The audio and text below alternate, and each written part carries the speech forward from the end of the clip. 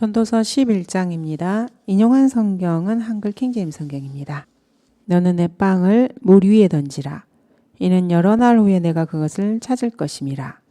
7이나 8백에 몫을 주라. 이는 어떤 재앙이 땅 위에 임할지 내가 알지 못함이라. 구름에 비가 가득하면 땅 위에다 비를 쏟을 것이요. 또 나무가 남쪽으로나 북쪽으로 넘어지면 그 나무가 넘어진 곳에 그냥 있으리라. 전도자는 이제 자신의 설교를 요약하려고 합니다. 이제 곧 결론을 내리게 될 것입니다. 바람을 관측하는 사람은 파종하지 않을 것이요 구름을 바라보는 사람은 거두지 아니할 것이며 영의 길이 어떤 것인지 아이를 뵌 여인에 대해서 뼈들이 어떻게 자라는지 내가 알지 못한 같이 만물을 지으신 하나님의 일들을 내가 알지 못하느니라. 너는 아침에 씨를 뿌리고 저녁에 내 손을 거두지 말라. 이는 이것이 잘 될지 저것이 잘 될지 또는 둘 다 좋을지 내가 알 수 없음이라. 2절, 3절, 5절, 6절에서 현재와 미래에 대한 불가지론이 나오고 있습니다. 그 어떠한 철학자도 현재, 미래에 대한 해석을 하려고 도전조차 하지 못합니다. 이 구절에 나오는 모든 것은 사실 반지성인 선언이라고 할 수 있습니다. 현대 모든 과학과 철학, 교육 과정 입장에서 보면은 불가지론의 입장이라고 볼 수 있습니다. 자신이 던지고 배포하고 뿌리면서 무슨 일이 일어날지 모르기 때문에 관대해야 한다는 것입니다. 이것이 잘 될지 저것이 잘 될지 또는 둘 다 좋을지 알 수 없기 때문입니다. 물 위에 빵을 던지는 경우에는 여러 날 후에 그것을 찾을 것입니다. 그러므로 예외가 될 수 있습니다. 하지만 다른 경우는 알 수가 없는 것입니다.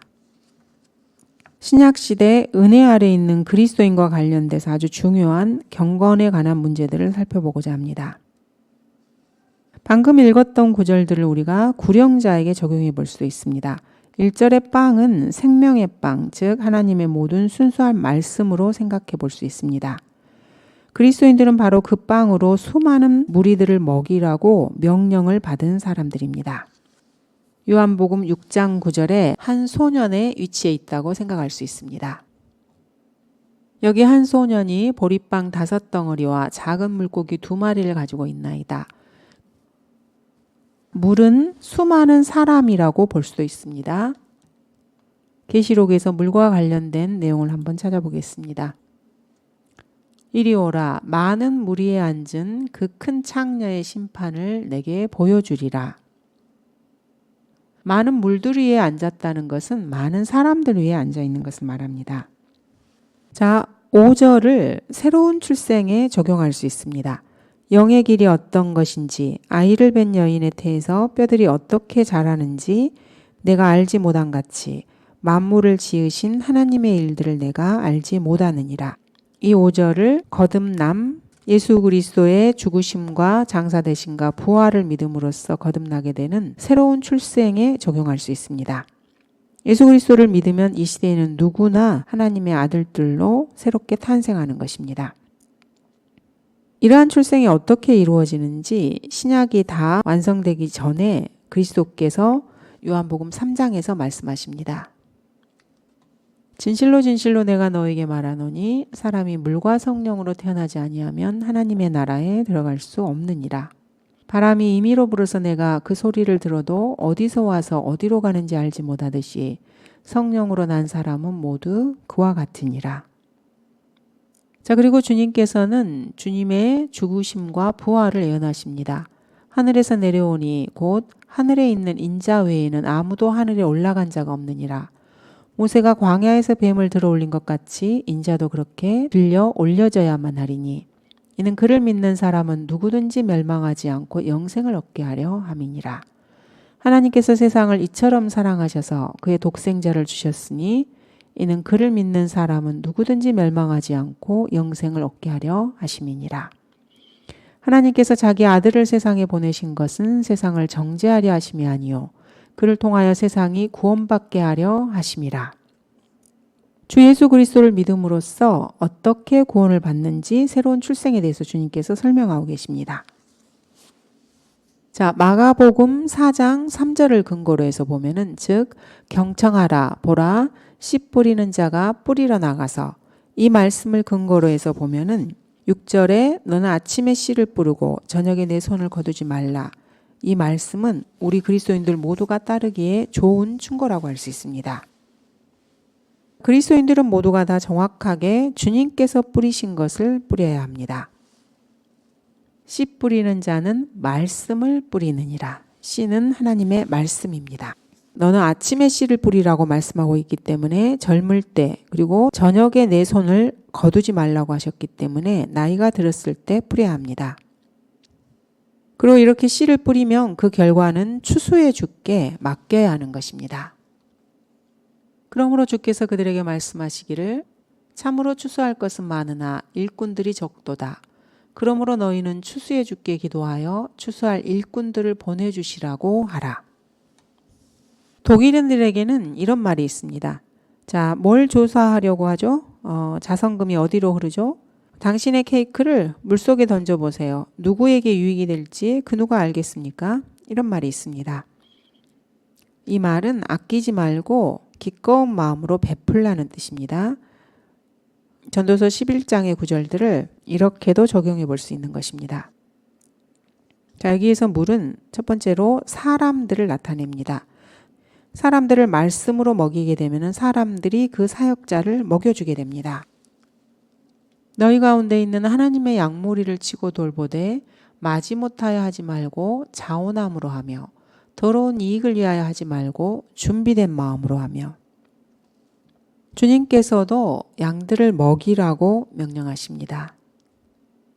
요나의 아들 시몬아, 내가 이 사람들보다 나를 더 사랑하느냐고 하시니 그가 주께 말씀드리기를 주여 그러하옵니다. 주께서는 내가 주를 사랑하는 줄 아시나이다 라고 하니 주께서 말씀하시기를 내 어린 양들을 먹이라고 하시니라. 사람은 자신이 베푼 것을 돌려받게 됩니다. 자, 예를 들어서 화물선을 내보내게 되면은 비록 여러 날이 걸릴 수는 있지만 거기에 물건을 가득 싣고 돌아오기 마련입니다. 이는 왕이 바다의 히람의 배와 더불어 타시스의 배를 두어 3년에 한 번씩 타시스의 배가 금과 은과 상아와 원숭이들과 공작들을 실어왔음이더라. 자, 7에게 몫을 주라고 말씀하십니다. 그러면 일을 완성하게 됩니다. 7은 어떤 일의 결말을 말하는 것입니다. 그것으로 모자랄 경우에는 70이요 강건하면 80이라는 말씀이 있습니다. 2절에 7이나 8백의 몫을 주라 이렇게 말씀하십니다. 하나님의 말씀을 뿌리는 것은 하늘에서 내려와 빵을 생산해내는 비 혹은 눈에 비유되기도 합니다. 내 입에서 나가는 내 말도 그러하나니 그것은 내게 헛되이 돌아오지 아니하고 내가 기뻐하는 것을 이루며 내가 보내어 이루려 하는 일에서 번성할 것이니라. 너희가 기쁨으로 나가서 화평으로 인도함을 받을 것이요 산들과 작은 산들이 너희 앞에서 노래를 터뜨리고 들의 모든 나무가 손뼉을 치리라. 씨를 뿌리면 4가지의 서로 다른 반응이 나타나게 됩니다. 그러므로 뿌릴 때마다 그 결과를 즉시 알 수는 없는 것입니다. 마태복음 13장에 씨 뿌리는 비유를 우리는 다 알고 있습니다. 자, 어떤 씨가 길가에 뿌려지면은 새들이 와서 먹어버립니다. 또 어떤 씨가 흙이 많지 않은 돌밭에 떨어지게 되면은 싹이 나오지만은 뿌리가 없기 때문에 곧 말라버리게 됩니다. 가시떨기 사이에 떨어진 것은 가시떨기가 자라나서 그 기운을 막아버립니다. 마지막으로 좋은 땅에 떨어지게 되면은 100배로, 어떤 것은 60배로, 또 30배로 열매를 맺게 됩니다. 이 4가지 반응을 보면은 무관심한 사람들은 첫 번째 말씀을 무시합니다.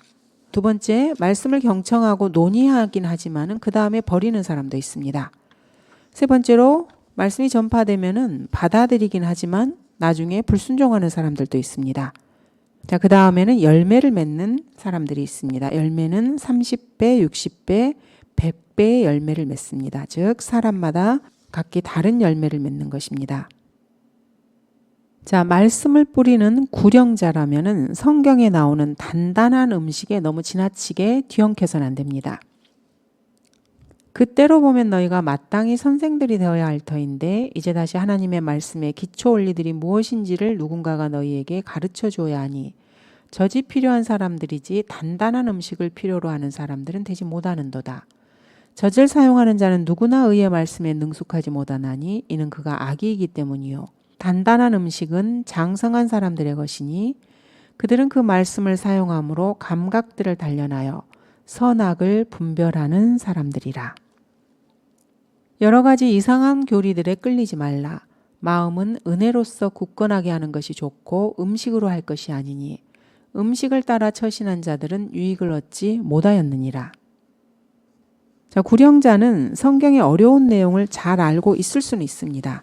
하지만 구령할 때 그것을 지나치게 아무것도 모르는 구원받지 않은 사람들에게 써서는 안 됩니다. 이것은 그리스도인으로 하여금 말씀을 뿌리지 못하게 하는 모든 상황과 문제에 있어서도 마찬가지입니다. 내 일을 밖에서 예배하고 들에서도 적합하게 일할 수 있게 한 후에 내 집을 세우라고 주님은 말씀하십니다. 바티칸의 정책이 있고 유럽 10개국의 연합이 있고 일루미나티나 빌더버거, 뉴에이지 운동, 신세계 질서, 세계 단일 정부, 코로나 백신, 짐승의 표 등 여러 가지 위협이 떠오르고 있을 수 있지만은 구령자라면은 그런 것들에 지나치게 관심을 가져서는 안 됩니다. 로마에 대해서 지나친 관심을 가지게 되면은 혼을 이겨오는 일과 전도지를 배포하는 일에 게을러질 수밖에 없습니다. 예를 들어 아브로 메나탄, 알렉산더 히슬롭, 폴 블랑샤르, 조셉 맥케이브 등을 들 수 있습니다. 반공산주의 운동에 목숨을 건 근본주의자들도 있습니다. 여기에는 빌리 제이 하기스, 칼 맥킨타이어, 메이저 번디 등이 있는데 이들은 구령자와는 아무런 관련이 없는 사람들입니다. 고기압, 저기압지대, 한랭전선에 대해서 연구하면서 일평생을 소진하면은 결코 농작물을 하나도 심을 수 없게 되는 것입니다. 날씨와 형세에 대해서 체크하는 것은 좋은 일이지만은 그런 것을 관측하고 기압과 구름 생성에 마음을 쓰면서 시간을 보내게 된다면은 경작을 하고 심는 일은 전혀 할 수가 없게 됩니다. 예언 전문가라고 하는 린세이, 커반, 웨버 등은 구령자들이 아닙니다. 한국의 기독교 목사들도 마찬가지입니다. 그들은 사실 현명하지 못한 사람들입니다. 의로운 자의 열매는 생명의 나무니 혼들을 이겨오는 자는 현명하니라. 그리스도인은 모든 물가에 씨를 뿌려야 합니다. 모든 물가에 씨를 뿌리고 소와 나귀의 발길을 그곳으로 보내는 너희에게 복이 있도다. 구름과 바람이 우리를 시험하시는 하나님의 손안에 있다는 것을 기억해야 합니다. 연구하는데 지나치게 시간을 많이 소진해서는 안 됩니다. 5절에서 이미 진실을 말해주고 있습니다. 영의 길이 어떤 것인지 아이를 뵌 여인에 대해서 뼈들이 어떻게 자라는지 내가 알지 못한 같이 만물을 지으신 하나님의 일들을 내가 알지 못하느니라. 밤이 오고 있습니다. 그러므로 열심히 일하시기 바랍니다. 구름이 수분을 퍼붓는 일을 막을 수도 없습니다. 강제로 나무가 이쪽 방향 혹은 저쪽 방향으로 쓰러지게 할 수도 없습니다. 인간은 쓰러진 곳에서 죽게 되는 것입니다. 재앙이 이 땅 위에 임하는 것은 정확하게 소나기 구름에서 비가 떨어지는 것 혹은 나무가 땅에 쓰러지는 것만큼 자연스러운 일이라고 할 수 있습니다. 여러분 중에서 이 일에 어떤 영향을 줄 수 있는 사람은 아무도 없습니다.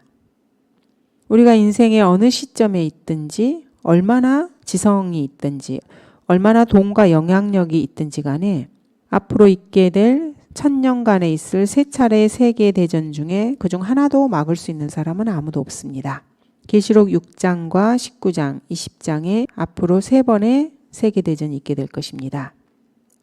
여러분의 IQ가 얼마든지 지위가 어떻든지 정치적 세력을 얼마나 지녔든지 간에 멸망의 아들이 로마에서 3년을 다스리고 또 40억 명 이상을 저주하며 예루살렘에서 3년 반을 다스리는 일을 막을 수는 없습니다. 성경은 이미 기록된 책이 되었고 성경에 기록된 예언은 반드시 이루어지게 됩니다. 지금 이 땅에 살아가고 있는 그 어떠한 사람도 팔레스타인 북서부의 아마겟돈에서 2억 명의 군대가 피를 철철 흘리면서 죽는 일을 막을 수 없습니다. 온 세상이 천년왕국이 끝나면은 불타오르는 일 역시 막을 수 없습니다. 베드로후서 3장에 이미 다 기록이 되어 있기 때문입니다. 하나님의 말씀은 그 1.1획도 다 이루기까지는 결코 없어지지 않습니다. 그러나 주의 날이 밤에 도둑같이 오리니 그날에는 하늘들이 굉장한 소리를 내며 사라지고 우주의 구성 요소들이 맹렬한 불로 녹아내리며 땅과 그 안에 있는 일들이 타버릴 것이라. 그때 이 모든 것이 녹아버리리니 너희가 모든 거룩한 행실과 경건에 있어 어떠한 사람들이 되어야겠느냐. 우주 만물의 구성 요소들이 모두가 다 맹렬한 불로 녹아내린다는 것은 이미 주님께서 정해 놓으신 일입니다. 자, 나무가 어디에 쓰러졌으면은 거기 떨어진 곳에서 멀리가 아니고 바로 그 쓰러진 곳에서 다시 발견이 됩니다. 사람들은 자신이 뭔가 통제하고 있다고 생각만 하는 것입니다. 실제로는 성경이 우주 만물을 통제하고 있습니다. 항상 그래왔고 앞으로 미래에도 항상 그럴 것입니다. 자, 6절은 또는 둘 다 좋을지라고 말씀하십니다. 자, 이 말씀은 말씀을 뿌리는 것과 연관해서 이사야 55장 11절과 적용이 잘 됩니다. 내 입에서 나가는 내 말도 그러하나니 그것은 내게 헛되이 돌아오지 아니하고 내가 기뻐하는 것을 이루며 내가 보내어 이루려 하는 일에서 번성할 것이니라. 이것이 잘 될지는 아침에 씨를 뿌리는 것에 대한 말씀이고 저것이 잘 될지는 저녁에 씨를 뿌리는 말씀입니다. 우리는 어느 쪽이 잘 될지 모릅니다. 어쩌면은 둘 다 잘 될 수도 있습니다. 둘 다 좋을지라고 말씀하고 있기 때문입니다. 어쩌면 한쪽 농작물은 실패로 돌아갈 수도 있습니다. 아니면 두 쪽 다 기대하는 것만큼 그렇게 잘 되지 못할 수도 있습니다.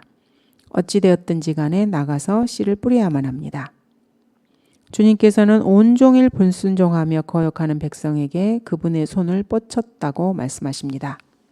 온종일, 즉 아침부터 저녁까지 계속해서 말씀의 씨를 뿌려야 하는 것입니다. 이스라엘에게 그가 말하기를 내가 온종일 불순종하며 거역하는 백성에게 내 손을 뻗쳤노라. 러크마 목사님께서는 자기만 옳고 다른 사람은 다 틀렸다. 이런 비방을 받으십니다.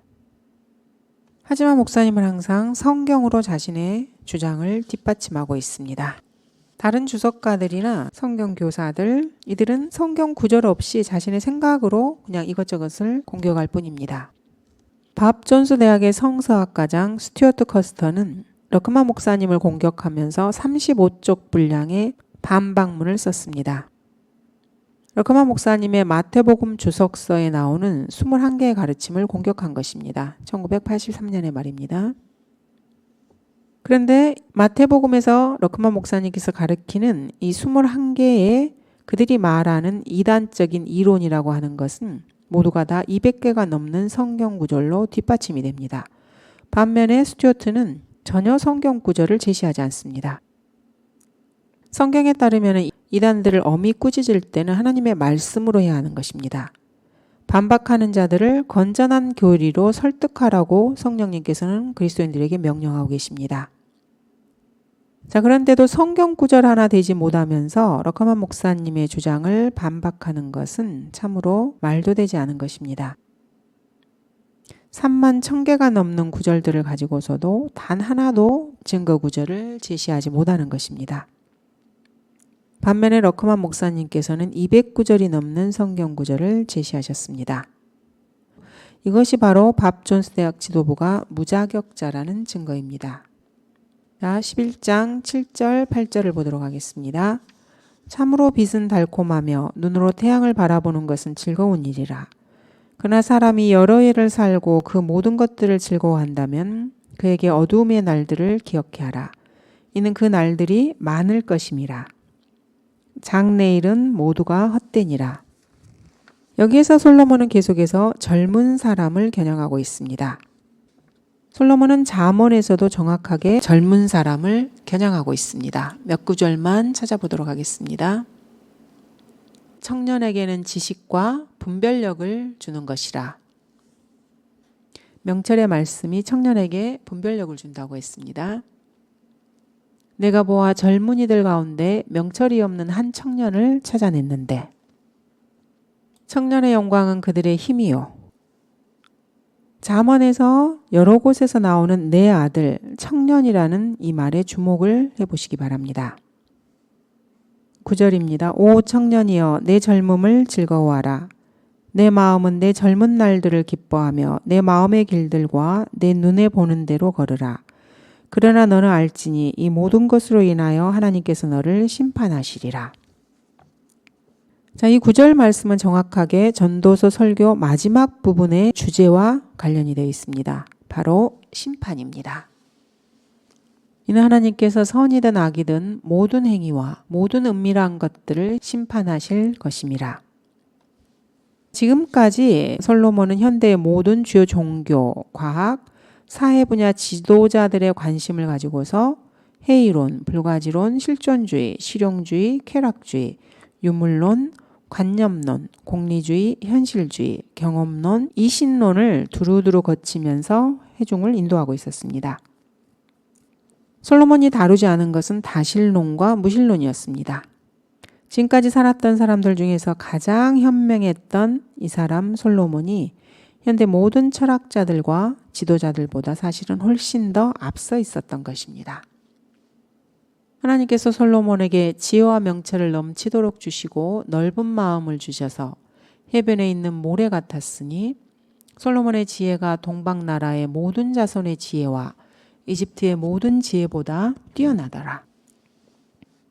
전도자 솔로몬은 이제 자연의 계시, 지적 사고작용으로는 결코 발견할 수 없는 성경 교리 하나를 자신의 설교 속에 넣으려고 합니다. 조금이라도 불성실하거나 경솔한 사람이면은 이런 솔로몬의 설교를 듣고 이제 강당을 떠나든지 아니면 책을 덮어버리든지 할 것입니다. 이 교리가 바로 죽음 이후의 심판의 교리입니다. 교육받은 철학자들은 이것을 도저히 참지 못합니다. 사도행전 17장에도 그러한 예가 나옵니다. 그 사람들이 죽은 자의 부활을 들을 때 어떤 사람들은 비웃고 어떤 사람들은 말하기를 이에 관해서 다시 듣겠다고도 하더라. 그러므로 바울이 그들 가운데서 떠나더라. AD 50년에도 그랬고 BC 300년 또 AD 1800년도에도 그랬고 지금 AD 2000년도에도 마찬가지입니다. 자신이 교육을 받았다고 생각하는 그리고 지성인이라고 생각하는 사람들은 항상 죽은 다음에 모든 사람이 개인적으로 하나님께 죄를 해명해야 한다는 이 가르침에 대해서 극심한 분노를 표출합니다. 한 번 죽는 것은 사람들에게 정해진 것이고 그 뒤에 심판이 정해진 것 같이 교육을 좀 받았다고 하는 사람들의 삶의 방식과 성적 성향 속에는 자신의 사생활을 하나님께 설명드리는 것을 아주 끔찍하게 생각할 만한 뭔가가 있나 봅니다. 석사, 박사라고 하는 사람들을 감정의 혼란 속으로 밀어넣는 것은 바로 이 죽음 이후에 있을 심판이라는 교리라고 할 수 있습니다. 미국 같은 경우에 교육협회라고 하는 곳에서는 이 성경적 진리에 너무나 겁을 먹은 나머지 학생들에게 그 심판의 기준이 무엇인지 알려주지 않고 보지도 못하게 합니다. 이 심판의 기준은 출애굽기 20장에 잘 나와 있습니다. 주님께서는 여기에 십계명을 제시하고 계십니다. 나는 이집트 땅 종의 집에서 너를 데리고 나온 주 너의 하나님이라. 너는 내 앞에 다른 어떤 신들도 있게 하지 말지니라. 너는 어떤 색인 형상도 내게 만들지 말고 또한 위로 하늘에 있는 것이나 아래로 땅에 있는 것이나 땅 아래 물에 있는 것의 어떤 모습이든지 만들지 말며 너는 그것들에게 절하지 말고 그것들을 섬기지 말지니라. 이는 나 주 너의 하나님은 질투하는 하나님이미니 나를 미워하는 자들의 3, 4대까지 그 조상들의 죄악을 그 자손들에게 미치게 하고 나를 사랑하고 나의 계명들을 지키는 자들에게는 수천 대까지 자비를 베푸느니라. 너는 주 너의 하나님의 이름을 헛되이 사용하지 말라. 주는 그의 이름을 헛되이 사용하는 자를 죄 없다고 여기지 아니하리라. 지성인이라고 하는 사람들은 동물처럼 생각을 합니다. 하지만 전도서 3장 18절에 따르면은 내가 사람들의 아들들의 지위에 관하여 내 마음속에 말하기를 하나님께서 그들을 드러내사 그들로 자신들이 짐승들이라는 것을 보게 하소서. 짐승과 같은 자들입니다.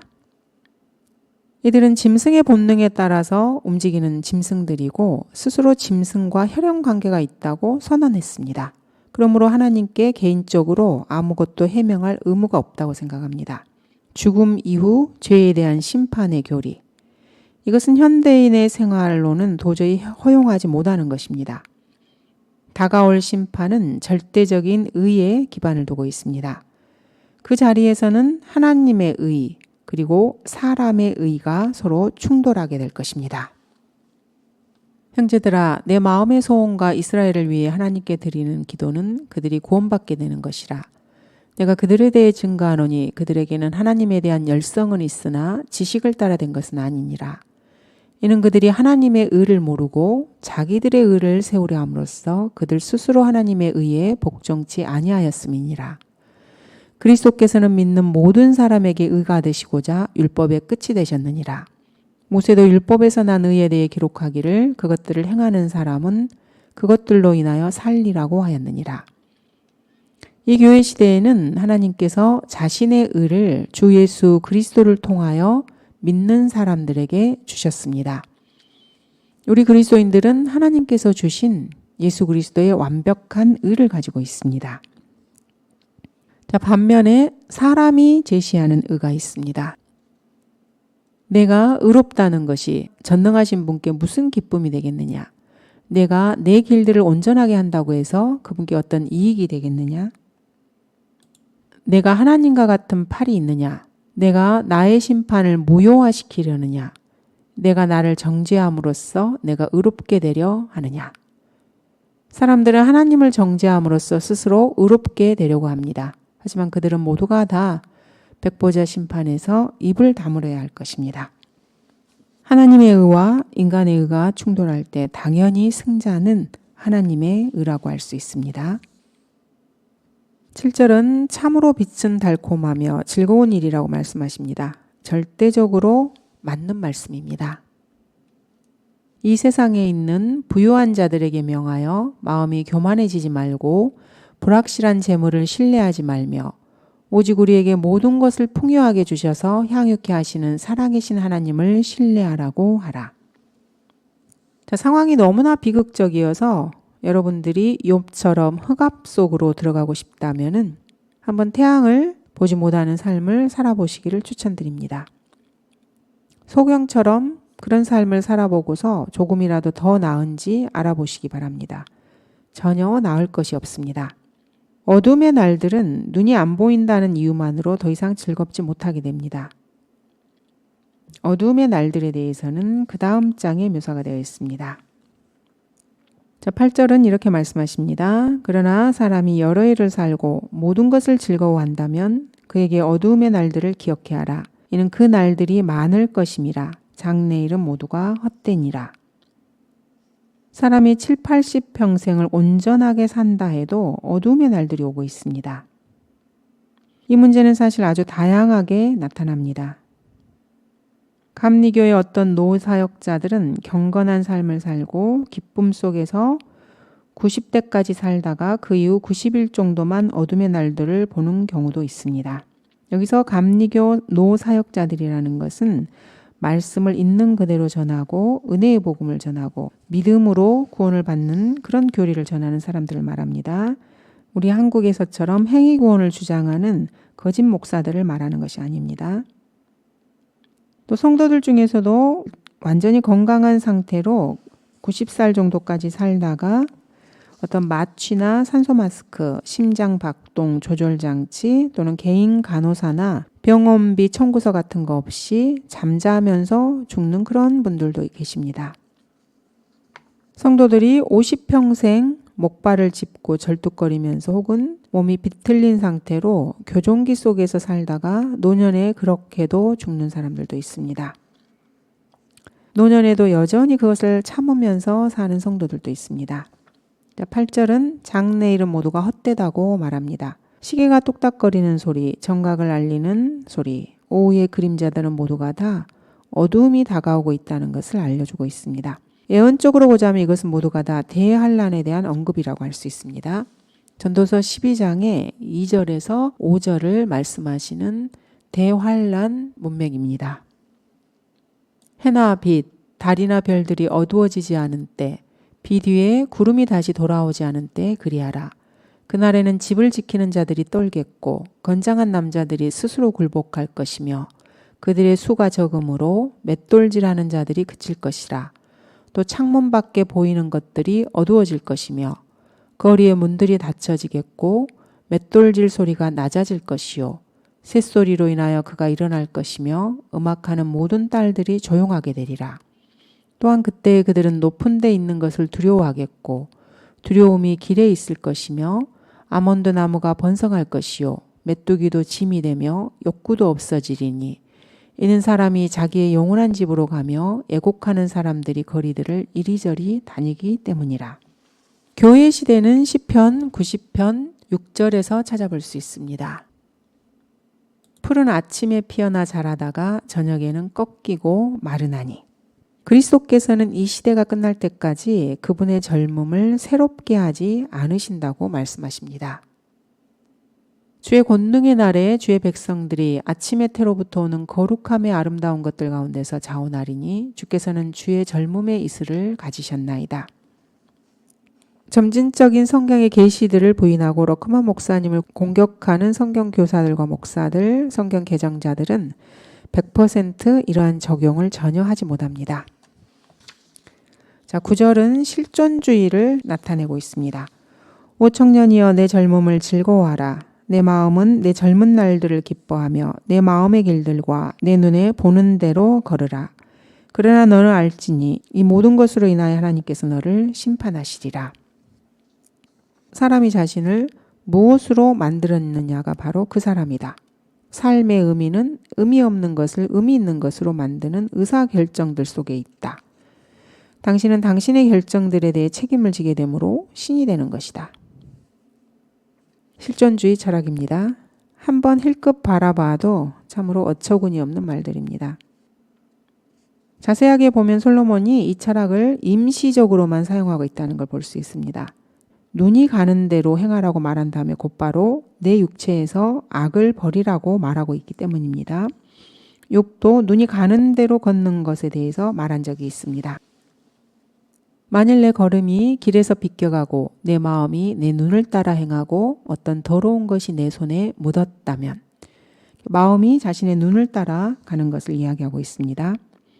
자, 9절은 내 마음은 기뻐하며 라고 말하지만은 그러나 내 마음에서 슬픔을 제하라고 10절에서 말하기도 합니다. 내 마음의 길들대로 걸으라고 9절에서 말하지만 또한 마음은 만물보다 거짓되고 심히 악한 것이 사실입니다. 청년들이여 즐겁게 살고 좋아하는 것을 하시기 바랍니다. 그러나 하나님께서 너를 심판하신다는 사실을 잊지 마시기 바랍니다. 바람둥이들은 죽음 이후에 있을 심판으로 하나님을 마주대하는 일에 대해서 전혀 생각하고 싶어 하지 않습니다. 내 마음의 슬픔을 제하고는 슬픔을 생기게 하는 것들, 특히 죄를 마음에서부터 없애버리라는 말씀입니다. 제레미 벤담은 부도덕 체크 기준을 가지고 있습니다. 자칭 현상론자 또는 공리주의자라고 스스로를 칭하면서 자기가 인류를 위해서 십계명을 더 읽기 쉽게 다시 쓰겠다고 말을 했습니다. 이 사람은 무신론자이자 진화론자였습니다. 하나님께서 주신 체크 기준을 내버린 다음에 자신이 만들어낸 4가지 체크 기준을 가지고 자신의 이론을 배우는 사람들의 동물적 본능과 욕구를 억제시켜서 정욕과 탐욕과 음욕을 최소화해 보기로 했습니다. 그가 제시한 4가지 기준은 이렇습니다. 종교적 제재, 물리적 제재, 정치적 제재, 대중적 제재. 사람이 시대 상황 속에서, 즉 상황윤리 속에서 자기 행동의 결과를 숙고해 봐야 한다는 말을 이렇게 길게 표현한 것입니다. 어떤 일을 하게 되면 그 일로 인해서 사제 혹은 거룩한 어머니와 내가 좋지 않은 관계에 놓이면 어떡하나? 자, 또 그 일로 인해서 잘못해가지고 응급실이나 성병을 얻게 되면 어떡하나? 그 일로 인해서 내가 체포되면 어떡하지? 어떤 일을 했는데 그 일로 자신에게 돈을 빌려줄 어떤 중요한 사람의 기분을 상하게 하면 어쩌지? 이런 말입니다. 현대의 이러한 철학이 로마서 12장, 13장, 14장, 고린도전서 3장, 4장, 5장, 6장, 데살로니가전서 5장을 완전히 희석시켜버리는 것입니다. 이렇게 해서 하나님 대신에 자기의 두뇌를 종교적인 최종 권위로 만들려고 하는 것입니다. 하나님의 도덕 기준을 재평가하는 것입니다. 그리고 그 권위를 무신론자에게 다시 재분배하게 됩니다. 이런 식의 교육을 받게 되면은 그 사회의 도덕적 상황은 참으로 한탄할 만한 수준에 이르게 됩니다. 온갖 사회 집단과 모든 계층, 모든 윤리 집단, 모든 연령층에서 온갖 도덕이 완전히 영속적으로 파괴되어 버립니다. 이런 철학은 사람 안에 있는 동물적 본능을 전혀 체크해 주지 못합니다. 이런 사람을 우리는 어리석은 자라고 말합니다. 이런 사람을 따르는 자들 역시 마찬가지입니다. 사람은 가장 좋은 상태에 있다 하더라도 헛것과 같은 존재입니다. 이들이 자기들 멋대로 어떠한 거짓말을 한다 해도 자기들이 죽은 다음에 전능하신 하나님께서는 그들에게 책임을 물으시게 됩니다. 이들은 그 사실을 전혀 믿고 싶어 하지 않는 것뿐입니다. 10절은 어린 시절과 청년 시절이 헛되다고 말씀하십니다. 이 두 시절이 모두 다 자기의, 자기연민, 자기중심주의로 특징이 지워지기 때문입니다. 아이들은 늘 엄마 나 배고파, 나 피곤해, 엄마 나 이것 줘 저것 줘, 아빠 나 우리 언제 이게 돼, 왜 그래, 나 이렇게 하면 안 돼, 나 저거 갖고 싶어, 하나 더 줘, 왜 지금 안 되지, 이런 식입니다. 어린 시절에 이 같은 순진무구한 잔재들은 결국에 청년 시절로 옮겨가서 그 다음에 이런 모습으로 나타나게 됩니다. 록 콘서트에 가면 왜 안 되는데? 옷을 좀 작게 입어서 뭐 나쁠 게 뭐야? 난 이런 비키니 스타일이 좋아? 나한테도 차 한 대 사줘야지 왜 안 돼 지금? 누구누구는 나보다 용돈을 더 많이 받는데 나 우리 선생님이 싫어. 나는 학교 가고 싶지 않아. 내가 왜 교회를 가야 되지? 이렇게 발전하게 되는 것입니다.